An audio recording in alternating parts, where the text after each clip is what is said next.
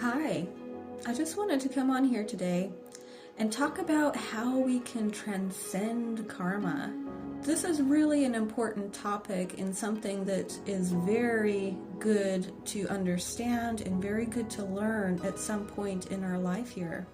So Jesus was an excellent example on how to achieve this. He often spoke about this directly.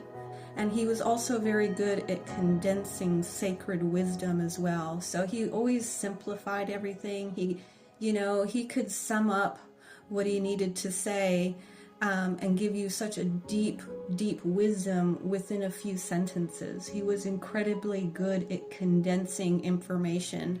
And, oftentimes he did this with metaphors. He didn't speak directly. He spoke in metaphors, which allowed it to penetrate deeper without using a lot of fancy words. He was able to really just bring home his message in such a beautiful way. So Jesus made a statement in Matthew. He said, if anyone would come after him, let them deny themselves and take up his cross and to follow him. He said that you must deny yourself.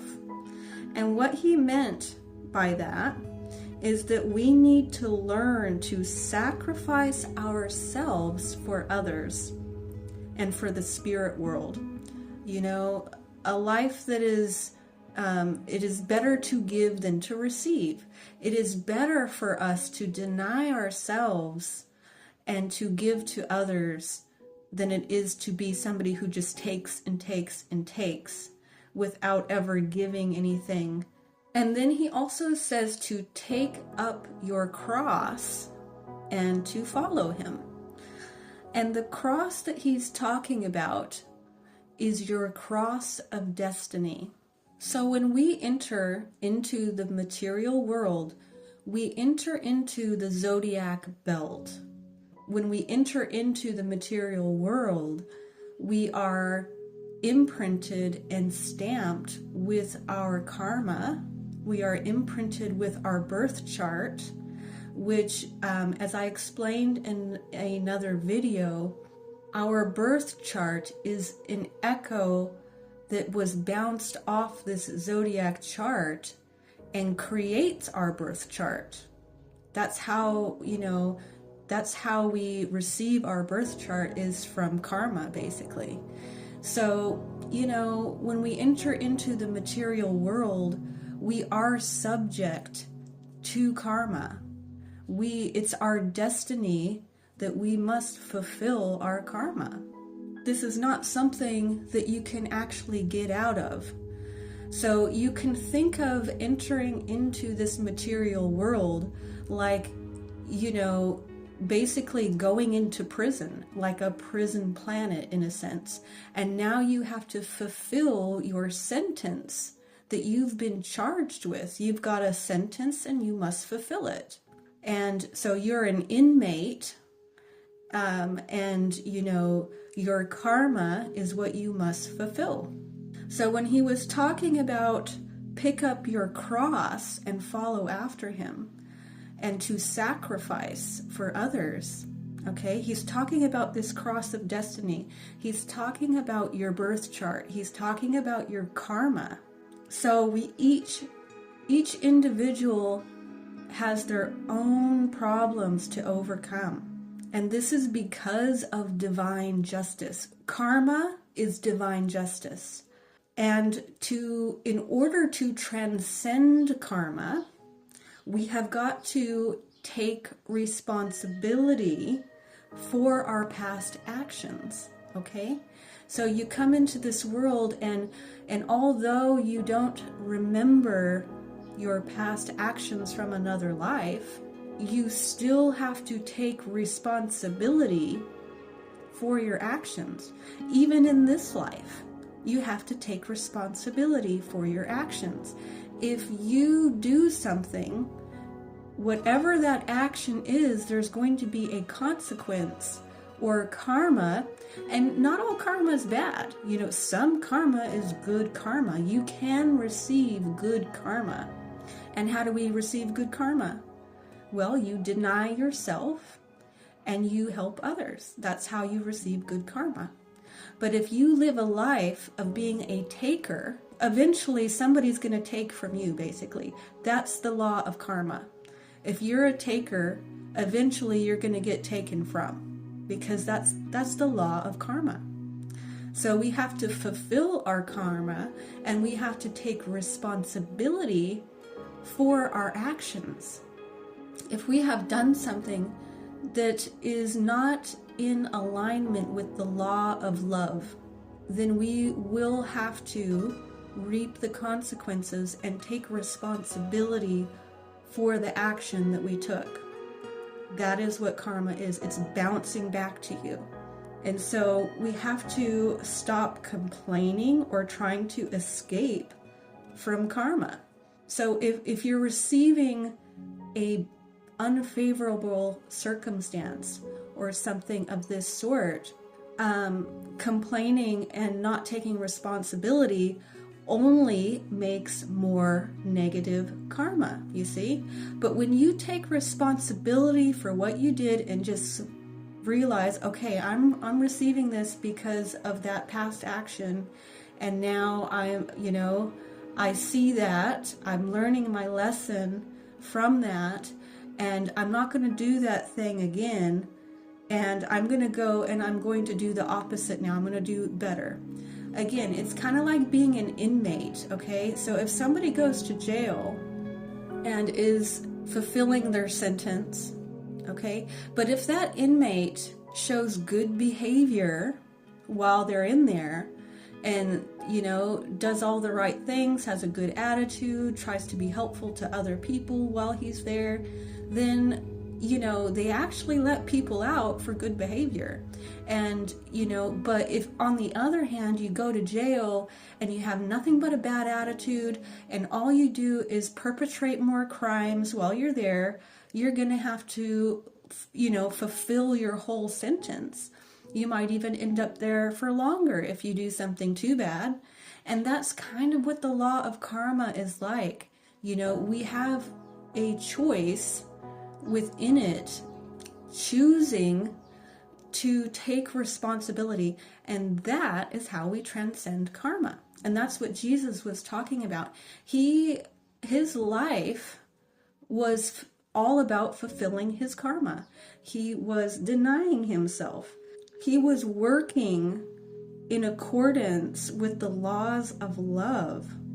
And when you work in accordance with the laws of love, you are not subject to the law of justice anymore. You transcend the law of justice. We have to transcend our lower physical nature and manifest our higher spiritual qualities, okay? Through purity and sacrifice, through love and wisdom. Okay, and that's how your destiny is modified. That's how you transcend karma. You have to master yourself. You have to master the lower nature. Think of higher things. If you live a life just completely giving over to your passions, completely giving over just to physical pleasure, your cross, your cross of destiny is going to become heavier. You're reaping more karma, and more karma, which makes it heavier. So you have to learn to master your own destiny. You have to learn to master your lower impulses by self-mastery. You got to use your inner strength, and you got to purify yourself. And when you deny yourself, you come under the Pisces-Virgo axis. This is the axis of sacrifice. The Virgo-Pisces axis is the suffering servant. This is what Jesus was doing when he was on this earth. He was under the Pisces-Virgo axis, Virgos are the physical healers. He was going around physically healing people all the time. And Pisces are the spiritual healers. And so he was also going around spiritually healing everyone as well. You got to be the suffering servant. You got to be the one who's willing to sacrifice or deny yourself and stop being in a mindset of complaining about why these things are happening in your life. So sometimes we have a bad relationship with a parent, or we have a bad relationship with a sibling or a person, or something is happening that may be negative in our life.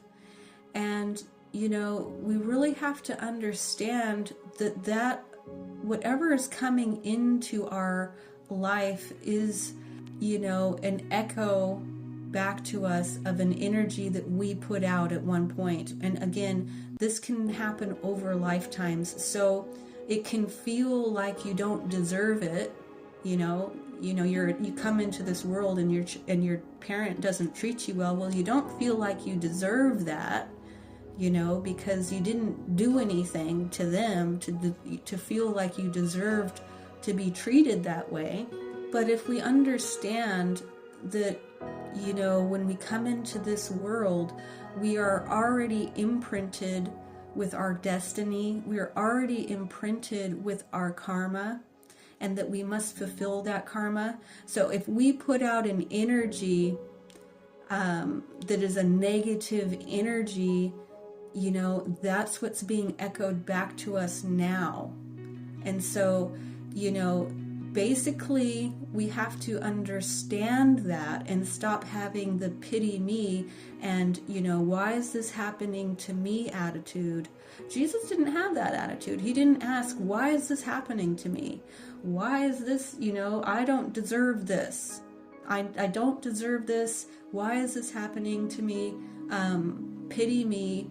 That's not how we transcend karma. We transcend karma by taking responsibility and realizing, well, at some point I put that energy out there and now that's coming back to me, and I'm just fulfilling my karma now, and now I have the opportunity to be in accordance with the law of love.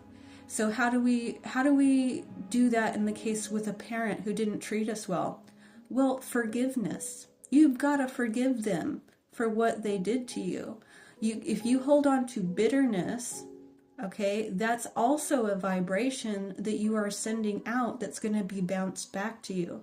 So love and forgiveness, and, you know, being anything that is not of love, you want to deny that. You want to deny that energy completely and only send out, you only want to send out the vibration of love. Well, love forgives. Love doesn't hold on to resentment. Okay? It doesn't complain. Why is this happening to me? Poor me, pity me. My life is so terrible. You don't do that when you are transcending karma. You take everything that comes to you and you transmute it with love. Whatever's happening, you see it as, you know, and you don't try to escape from it. You don't want to try to escape from your karma. The way to transcend it is to respond with love. You always want to respond, whatever karma, if it's negative karma coming to you, you want to respond with love. Respond with forgiveness. And if you can do that, you are actually lightening up your karmic load. Every time you do that, you lighten the load and you can step out. You're stepping outside of justice, okay? So karma is justice. And when you are able to transmute that and transcend that, you are stepping outside of karma and outside of justice, and now you are in the vibration of love. And that's how you end karma. You end karma by fully being in the vibration of love. But if every time something unfavorable happens to you, you do nothing but complain and say, I don't deserve this. Why is this happening to me? I hate this. Life is terrible. Life sucks. This is happening to me. I don't deserve this. You're sending that vibration out. You're sending out a vibration, and that creates that to be echoed back to you. So that's what creates the echo. That's what creates more karma. But if you can get into that Pisces Virgo axis, which is the suffering servant, the one that isn't all about yourself, but is about helping other people. It's about understanding. It's about loving people. It's about forgiveness. You are stepping outside of that justice of, you're stepping outside of the karma, which means that you are transcending that because you are in the vibration of love. So we have to be the type of, to learn this is very, very powerful. So it's good to learn about your birth chart because it can tell a lot about what the challenges that you have to overcome. So like I showed before, there's that cross of destiny. And what we have here is the midheaven and the imam koli and the ascendant and the descendant. And this is our cross. So just to have a quick look at my one, I've got my ascendant in Pisces, my descendant in Virgo, and I've got my midheaven in Sagittarius and my imam koli in Gemini. So these will always be your opposites. So if your ascendant is in Pisces, your descendant will be in your opposite, which mine is Virgo. And same with your midheaven in imam koli. Sagittarius and Gemini are opposites. So this is your north, south, east, and west within your chart. And this can, it can tell you a lot about, what your challenges are in this life and what you're meant to overcome and things like that. So the ascendant part here is your personal energy. This is like your self-image. And these are the things that you accept about yourself. And then your descendant is sort of your relationships to others and more your shadow side and sort of what you repress or what you don't accept about yourself. And then your imam koli is your sort of childhood and your family situation. And then your midheaven is your outer world or public life. So my Pisces Virgo ascendant and descendant is the axis of the suffering servant. And then my midheaven imam koli is in Sagittarius Gemini, which is the student and the teacher. So that's my cross. That's what I am here to do, to achieve.